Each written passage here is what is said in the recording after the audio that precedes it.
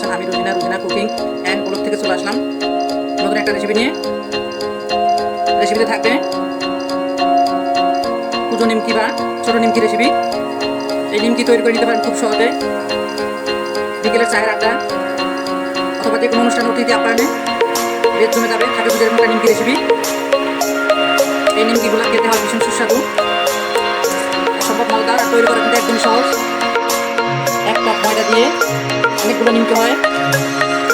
এভাবে করে ভেজে নিমকিগুলা একটা এয়ারটাইট বক্সে করে অথবা কাঁচের জারে সংরক্ষণ করা যাবে 2 থেকে 3 মাস।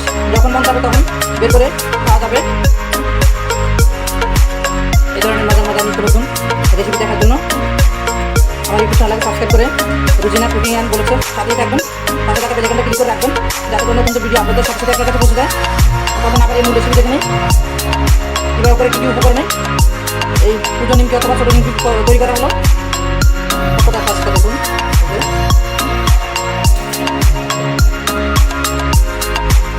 কম করে 2 থেকে 3 মাস রাখা যাবে সংরক্ষণ করে।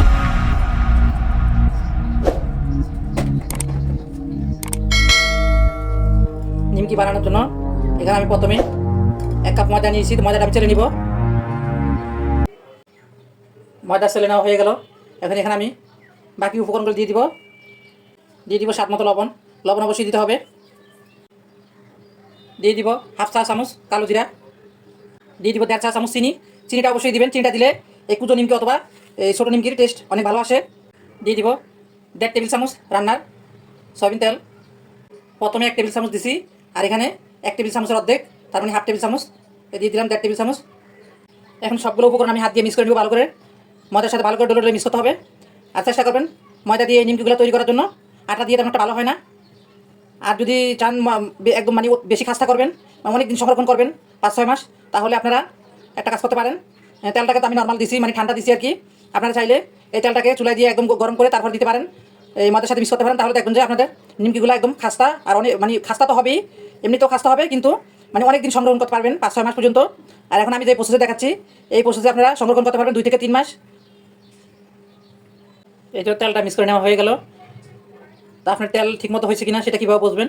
সেজন্য এভাবে করে এই যে দেখেন হাতে নিয়ে এভাবে করে মুট করে নেবেন।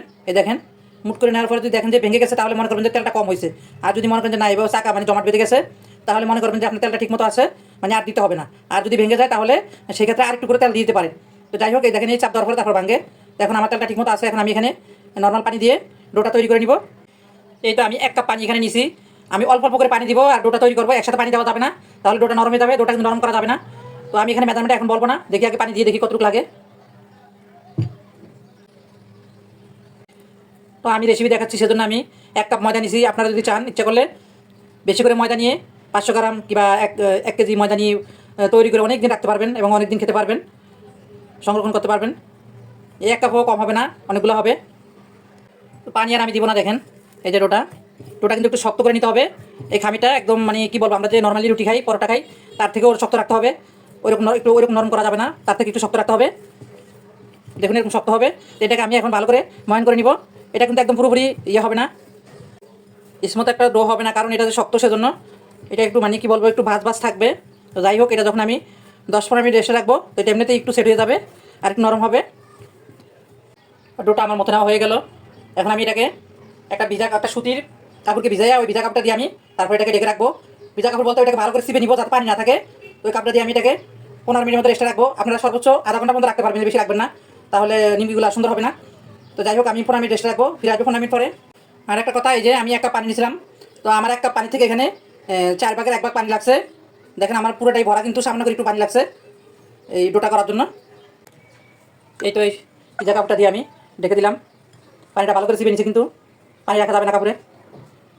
এভাবে 15 মিনিট থাকবে। ফিরে আসলাম 15 মিনিট পরে।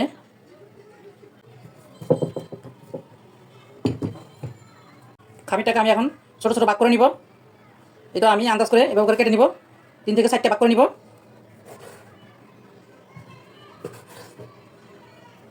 তো কেটে নেওয়ার পরে আমি দেখেন একটা অংশ আমি বেলার জন্য রেখে দিচ্ছি, আর বাকিগুলো আমি আবার ভিজা কাপড়টা দিয়ে রেখে রাখবো এক সাইডে। তাহলে আমার নিমকিগুলো সুন্দর হবে, ফুলবে। তো দেখুন আমি কিন্তু এখানে কোনো ময়দা ব্যবহার করবো না, এমনিতে বেলে নিতে হবে। ময়দা দিলে কিন্তু নিমকিগুলো ভালো হবে না। তেলের পরিমাণ যদি ঠিক থাকে, পারফেক্ট থাকে, তাহলে কিন্তু রুটিটা বেলার সময় লেগে যাবে না, আর ময়দাও দিতে হবে না। আর যদি তেলের পরিমাণ কম থাকে তাহলে দেখবেন যে রুটিটা লেগে যাবে। আর ময়দা না দিলে কিন্তু ভালো, ময়দা না দেওয়ার চেষ্টা করবেন। এই তো রুটিটা আমি চারিদিকে টেনে টেনে বেলে নিচ্ছি। দেখুন রুটিটা কীরকম হবে আমি দেখা দিচ্ছি। এই যে আমরা নর্মালি যে রুটি খাই সেম একদম রুটির মতো করে পাতলা করে বেলতে হবে, পরোটার মতো করে মোটা করে বেলা যাবে না, একদম রুটির মতো করে পাতলা করে বেলতে হবে। এই রুটিটা বেশি মোটা রাখা যাবে না। দেখুন আমি একটা পিজা কাটার নিয়ে নিছি, এই পিজা কাটার দিয়ে আমি এভাবে করে দাগ কেটে নিব, মানে নিমকিগুলো তৈরি করে নিব আর কি।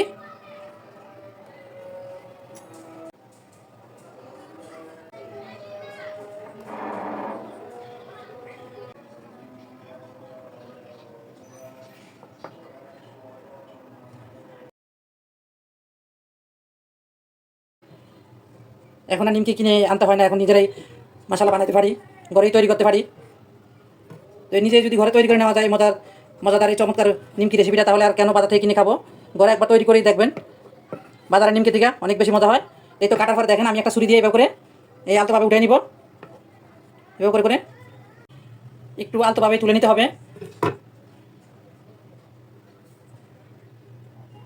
দেখেন কেটে নেওয়ার পর এরকম হবে। এই যে দেখেন এভাবে করে ছোটো ছোটো করে কেটে নিলে বাজার পরে সুন্দর লাগবে। আর যদি বড় বড় হয় তাহলে ওগুলো দেখতে সুন্দর লাগবে, খেতে খেতে ঠিক আছে, কিন্তু মানে দেখতে ভালো লাগে না আর কি। আর যদি এরকম ছোটো ছোটো হয় তাহলে যখন তেলে ভেজে নিব তখন কিন্তু সুন্দর হবে।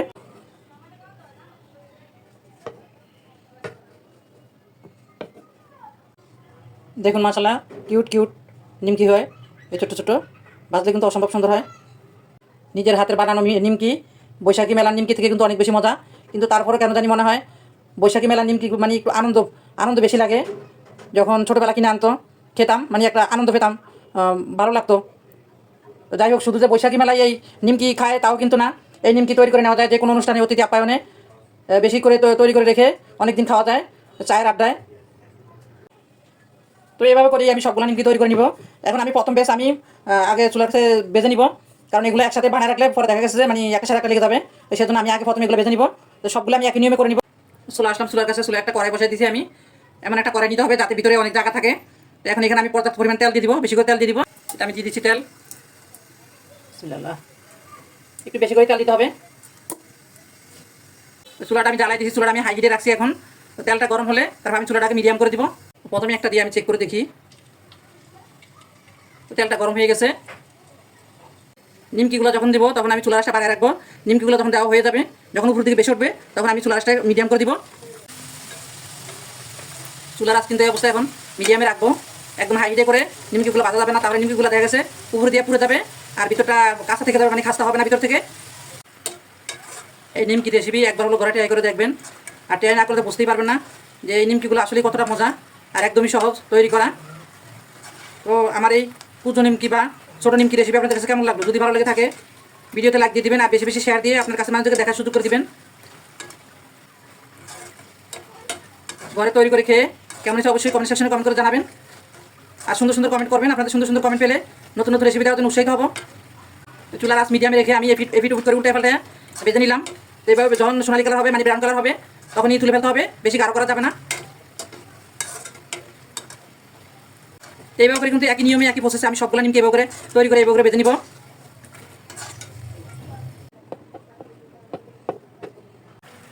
সবগুলো নিমকি আমার বেজানো হয়ে গেল। তো সময় দিয়ে রেসিপি দেখার জন্য অনেক ধন্যবাদ। যে সকল আপুরা ভাইয়ারা ইতিমধ্যে আমার চ্যানেলকে সাবস্ক্রাইব করেছেন তাদেরকে অসংখ্য ধন্যবাদ। আর যারা এখনও করেনি প্লিজ আমার ইউটিউব চ্যানেলে সাবস্ক্রাইব করার জন্য অনুরোধ রইল। রেসিপিটা এই পর্যন্তই, দেখা হবে নতুন করে রেসিপি নিয়ে পরবর্তী ভিডিওতে। সেই পর্যন্ত সবাই সুস্থ থাকবেন, ভালো থাকবেন। আল্লাহ হাফেজ।